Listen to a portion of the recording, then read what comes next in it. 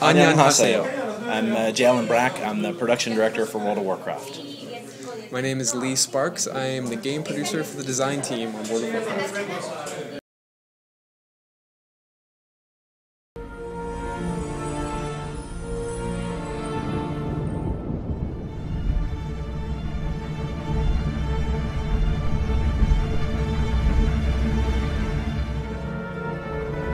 I think Cataclysm was probably one of our most epic expansions ever, and I think 4.3 really sort of epitomizes that. Like the raid content in 4.3 is probably some of the most epic raid content we've ever done. You get to fight Deathwing in multiple different places. You get to fight him on top of his back, flying through the air towards the Maelstrom, and then again once you crash into the Maelstrom, you fight him again. And I think it really brings Cataclysm, brings the story to a nice close in an epic way that we were sort of trying to go for with this whole expansion. Yeah, one of the things we've done with this expansion, or with this patch actually, is we've got the 3 new dungeons that tie directly into the raid, and that's a tighter story that we've ever told before. We did have 3 dungeons kind of leading into the Lich King story, but I feel like we've done a much better job of kind of integrating all 3 of those dungeons right into a very epic raid that players can enjoy, and it's going to be pretty exciting. Deathwing has been a character that's been in the Warcraft universe since Warcraft 2, and so it'll be really interesting to kind of see his life cycle come to an end.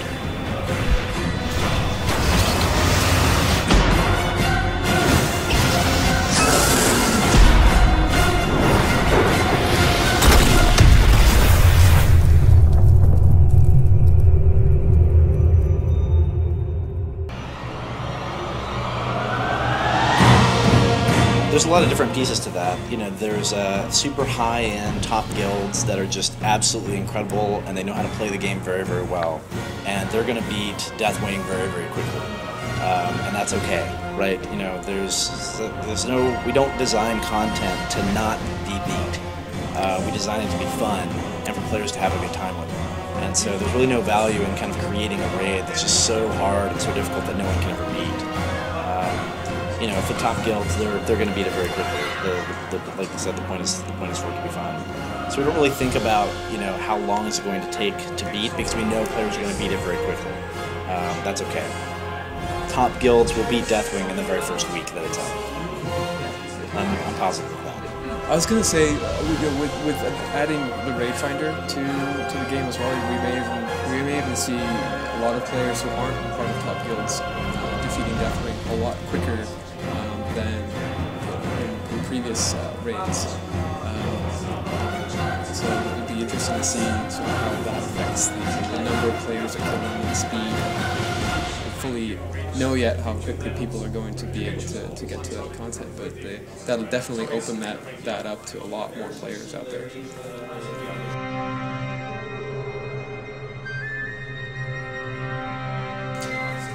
So I think, people have a lot of good associations with Battlegrounds and have had a lot of good time with them. People are really excited about that type of gameplay, that type of combat. It's challenging for us on the development side to have different types of games.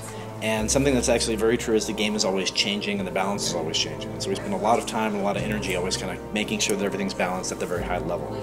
So I don't know that we're necessarily going to open up a Battleground-only kind of server like that, but one thing that we are planning on doing with 4.3 is introducing a button in the game where it's just, I would like to go raid and have fun.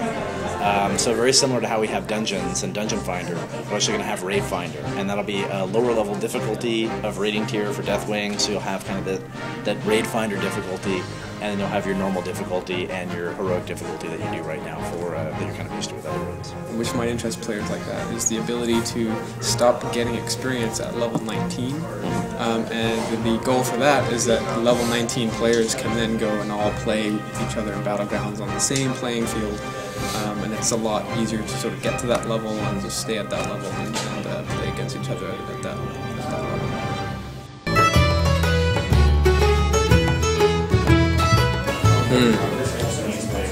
I think I'd like to try a Telebeam banana. They sound really good.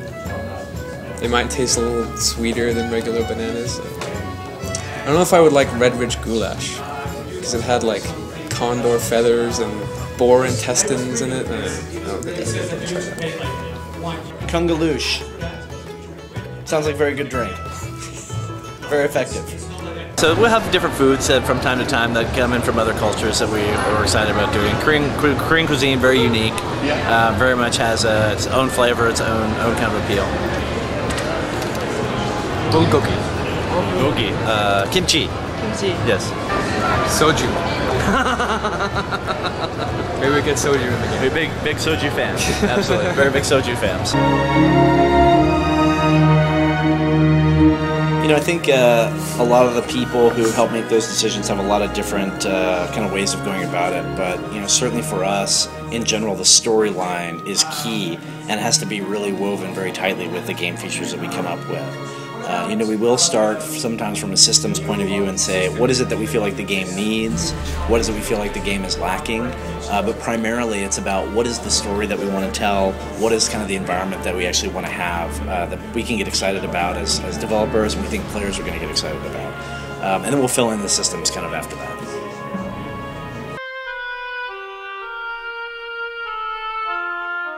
For the next expansion with Mists of Pandaria, we've announced that we're going to revamp Scholomance and Scarlet Monastery to be level 90 heroic dungeons. And so Scholomance is one of my favorite all-time classic dungeons I've just done so many times over the years, and I'm really excited for that dungeon to be, you know, just relevant and fun again for me to play at max level.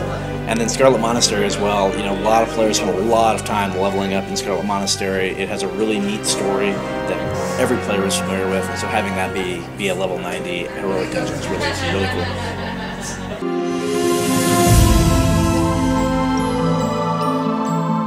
You know, one of the things that we try to do is make World of Warcraft kind of its own thing.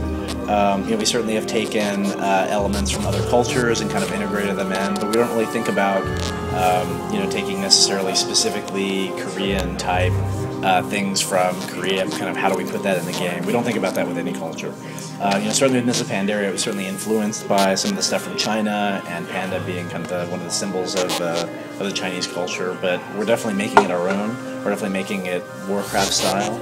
You know, in terms of the developers we have on at Blizzard, you know, we do have a very large contingent of Korean developers that are on the World of Warcraft team as well as on our other support teams, and they're great to work with. They're just very hardworking, very good different skills that they bring to the team to make us very good and very diverse. Yeah, I think that doing a Korean sort of themed area, sorry, I didn't know if I was coming to the end of that, could be great. Someday we'll always be looking for new environments to take inspiration from, so maybe someday we can do it in Korea.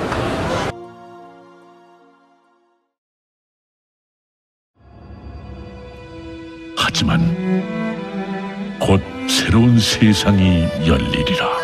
Things that we wanted to explore this time was, you know, this theme of nature and this theme of war causing problems, and in fact the story that players are going to experience in the Mists of Pandaria is one where as they fight, they're unleashing this evil energy that the players then need to actually contain. And so, you know, this very nice area, this very kind of pure land is now being corrupted by the Alliance and the Horde, and they have to work to fight that, to stop that. So for a long time, you know, we always get requests. You know, Korea is one of my favorite countries to visit, and we get a lot of requests of when are you going to put something from Asia, or when are you going to do something from Korea. And so, you know, really for Korean fans and for all the fans of World of Warcraft that are in Asia, you know, this is one of the expansions that's really kind of tailored, kind of taking a lot of the influences from your culture, a lot of influences from a lot of the things that are from your history, and making it kind of a World of Warcraft type spin on it. So we're really excited to see how you react to it. We're really excited to kind of see your enthusiasm. So here we are at the booth where players can enjoy and experience Mists of Pandaria for the very first time. We unveiled the logo and have over 500 machines where players are over 600 machines where players are able to actually experience the 1 through 10 content on the back of the turtle. It's one of our most polished experiences so far. We still have a long time to make sure everything is 100% really good. It has the monk class, has new different combat mechanics that players can take advantage of. We're really excited to see what players' reaction is and see how much they enjoy the game. Yeah, it really looks. I've been walking around a little bit. It looks like people are really enjoying themselves, and we're really excited to see people enjoying it. And we're hoping you guys will enjoy it too.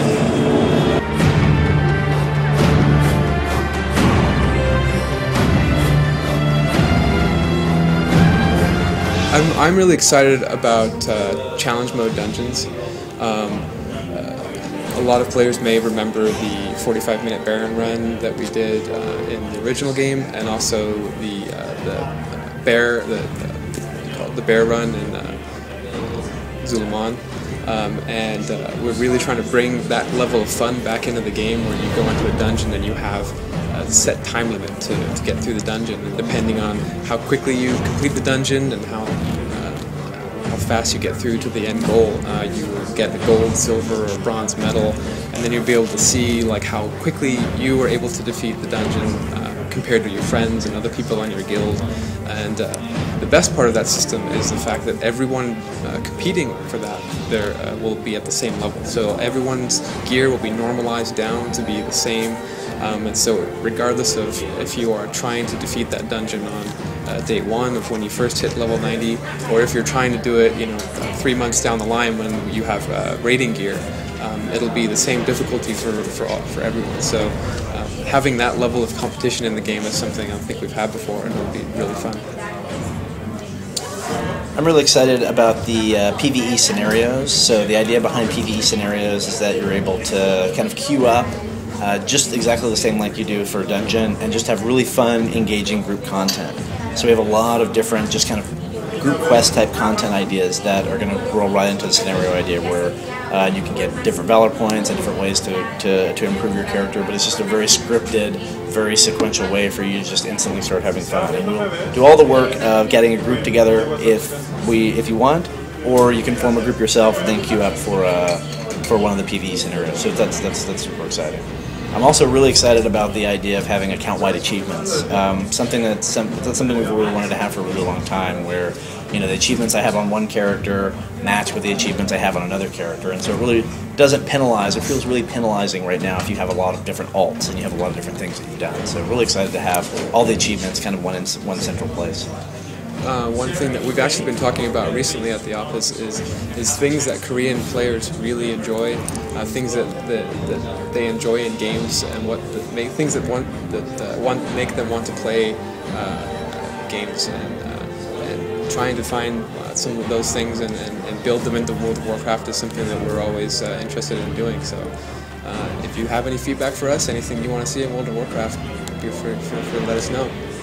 A lot of hard work on the 3 dungeons and new raid for you, and then get ready to look forward to Miss Pandaria, which will come out at some point when it's nice and ready, and just really looking forward to seeing the Korean fans' reaction. 한국 팬 여러분 감사합니다. 우리는 수많은 도전을 이겨냈고 수많은 곳을 탐험했지만 아제로스의 이야기는 아직 끝나지 않았다.